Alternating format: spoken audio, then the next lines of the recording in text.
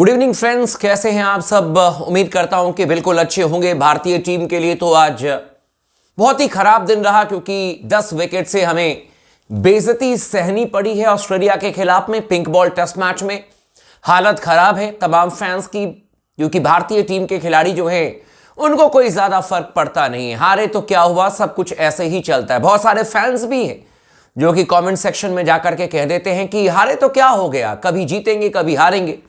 लेकिन शायद वो भूल जाते हैं कि पिछले 4 टेस्ट मैचेस की अगर हम बात करें या 5 टेस्ट मैच की अगर हम बात करें तो उसमें से 4 में हमें हार का सामना करना पड़ा है। और इसीलिए इस हार के साथ ही बीसीसीआई जो है वो तिलमिलाई हुई है और स्टार खिलाड़ियों की विदाई भी अब तय मान करके चले। कई स्टार खिलाड़ी हैं जो कि बिल्कुल अब बीसीसीआई की नजर में आ चुके हैं और अब बीसीसीआई इनको ज्यादा दिन तक झेलने को तैयार नहीं है।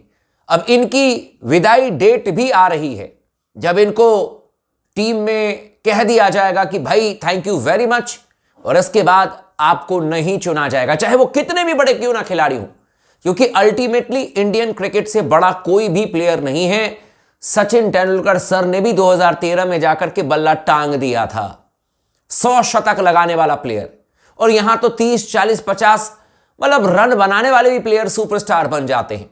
मैच जिताने की जब बात आती है तो सब हाथ खड़े कर देते हैं, सबको सिर्फ जसप्रीत बुमराह नजर आते हैं। और यही वीडियो तो मैंने कल बताई थी कि सिर्फ और सिर्फ जसप्रीत बुमराह के भरोसे हम ऑस्ट्रेलिया में गए हैं।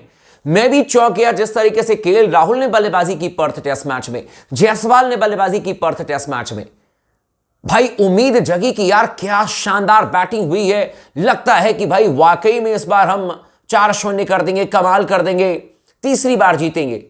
लेकिन यार बहुत अफसोस के साथ में कहना पड़ रहा है कि दोबारा हमारे बल्लेबाजों ने वही हरकत की जो हम न्यूजीलैंड के खिलाफ में देख रहे थे, जो हमने बांग्लादेश के खिलाफ में टेस्ट मैच के पहले दिन देखा था। वहां पर भी तो 120-125 पर हमारे 6 बल्लेबाज आउट हो गए थे।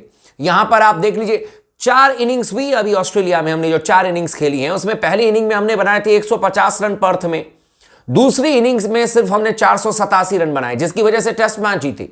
लेकिन एडिलेड में क्या हुआ, पहली इनिंग में 44 ओवर की बल्लेबाजी और कितने रन बने, 180 रन।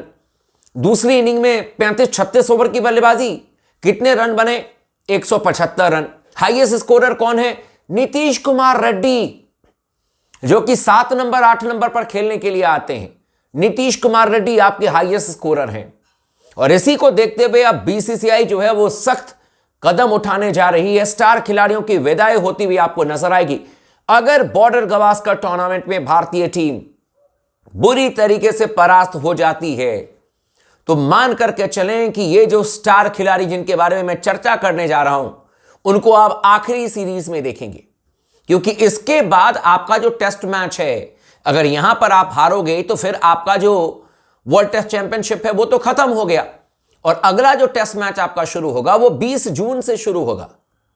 इंग्लैंड में आपको 5 टेस्ट मैच खेलना है और बीसीसीआई अंदर ही अंदर तैयारी में जुट चुका है। डोमेस्टिक प्लेयर से बातचीत चल रही है, किस किस को मौका मिलेगा। ट्रांजिशन का जो पीरियड है उसकी शुरुआत हो जाएगी और एक एक करके स्टार प्लेयर अब सीधे टीम से बाहर होंगे और ये सिर्फ ओडीआई खेलते हुए नजर आएंगे। मैं आपको बताऊंगा, चैनल को सब्सक्राइब कर दीजिएगा, वीडियो को लाइक कर दीजिएगा और लगातार अपने दोस्तों के साथ भी जरूर शेयर कीजिएगा। जिन्होंने अब तक सब्सक्राइब नहीं किया है, आप तमाम दोस्तों से रिक्वेस्ट है प्लीज सब्सक्राइब कर लीजिएगा, क्योंकि जो भी क्रिकेट की इंफॉर्मेशन होती है मैं आपके साथ में शेयर कर देता हूं। इसमें सबसे पहले नाम आता है इस समय कप्तान साहब रोहित शर्मा का।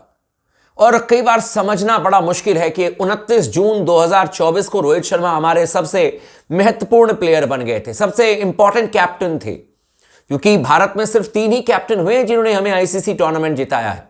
एक कपिल देव, दूसरे महेंद्र सिंह धोनी और तीसरे रोहित शर्मा। लेकिन 6 महीने के अंदर अंदर चीजें बिल्कुल पलट गई। वर्ल्ड कप के हम चैंपियन बने T20 फॉर्मेट में, जो कि सबसे मेरे लिए मुश्किल फॉर्मेट था भारत के लिए चैंपियन बनना, लेकिन वहां पर रोहित शर्मा ने चैंपियन बनाया हमें। लेकिन उसके बाद श्रीलंका में जाकर के ओडीआई मैच हम हारे बुरी तरीके से रोहित शर्मा की कप्तानी में। बांग्लादेश से हम जीते, लेकिन वहां पर भी कई बार कमजोरी हमें देखने को मिली टेस्ट मैचेस में। लेकिन न्यूजीलैंड ने आकर के हमें 3-0 से हरा दिया। ऑस्ट्रेलिया में जैसे ही रोहित शर्मा ने कमान संभाली, टीम इंडिया का बंटाधार हो गया। एडिलेड टेस्ट मैच हम हार गए। जसप्रीत बुमराह कप्तानी कर रहे थे तो पर्थ में हम जीत गए। लेकिन ओवरऑल भारतीय टीम का प्रदर्शन अच्छा नहीं रहा है और इसी को देखते हुए पहला नाम आता है रोहित शर्मा का। इनकी विदाई भी बिल्कुल तय है और ये खुद अपने आप को थैंक यू वेरी मच कहेंगे, हाथ खड़े कर देंगे। ये मैंने कई बार आप लोगों को बताया है और ये भी हो सकता है कि सीरीज के बीच में ही महेंद्र सिंह धोनी की तरह आपके रोहित शर्मा हाथ खड़े कर दें। दूसरे नंबर पर आते हैं आपके विराट कोहली। अगर विराट कोहली के लिए सीरीज बढ़िया नहीं रहा ये बॉर्डर गावस्कर टूर्नामेंट, तो एक शतक से विराट कोहली नहीं बचेंगे। Thank you very much Virat Kohli का भी हो जाएगा और ये दिल पर पत्थर रख करके मैं आपको सच्चाई बता रहा हूं, ये होने जा रहा है। क्योंकि बीसीसीआई अब 6 महीने के बाद इंतजार नहीं करेगा कि विराट कोहली आएंगे, रोहित शर्मा आएंगे, क्या पता फॉर्म आ जाए। नहीं, बिल्कुल भी नहीं। अब तो उम्र भी इनके साथ में नहीं है, रन नहीं बन रहे हैं। बीसीसीआई को किसी और प्लेयर को भी मौका देना है, चयनकर्ताओं को किसी और प्लेयर को भी मौका देना है, उनके ऊपर में भी दबाव है। इसके अलावा जो नाम आते हैं वो है कमाल लाजवाब राहुल। कमाल कर दिया राहुल ने जिस तरीके से पर्थ टेस्ट मैच में बैटिंग की, लेकिन एक इनिंग में 70, 75, 77 रन बना करके केएल राहुल अपने बाकी जो फेल्योर इनिंग है उसको नहीं छुपा सकते हैं।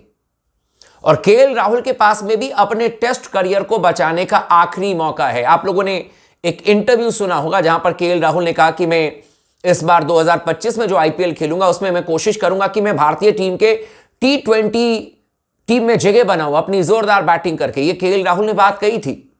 लेकिन मैं आपको बता दूं कि कहीं ऐसा ना हो जाए कि T20 टीम में जगह बनाने के चक्कर में टेस्ट मैच से भी इनकी छुट्टी हो जाए।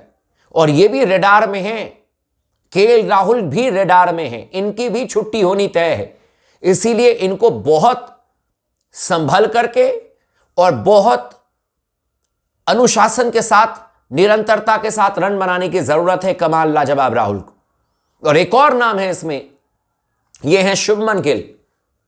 हालांकि इन्होंने फिर भी रन किए हैं, लेकिन ऑस्ट्रेलिया जैसे दमदार जगह पर इनको रन करके देना पड़ेगा। मैंने खुद तारीफ की कमाल लाजवाब राहुल के साथ में शुभमन गिल की भी, लेकिन जो सच्चाई है वो सच्चाई है।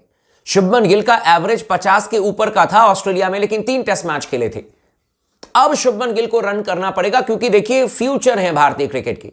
लेकिन चयनकर्ताओं को अगर लगेगा कि यार ये ऑस्ट्रेलिया में रन नहीं कर पा रहे हैं, साउथ अफ्रीका में इनका एवरेज 14 का है, इंग्लैंड में इनका एवरेज 18 का है, तो फिर ये अपनी कंट्री में सिर्फ टेस्ट मैच खेलने के लिए तो इनको नहीं रखेंगे।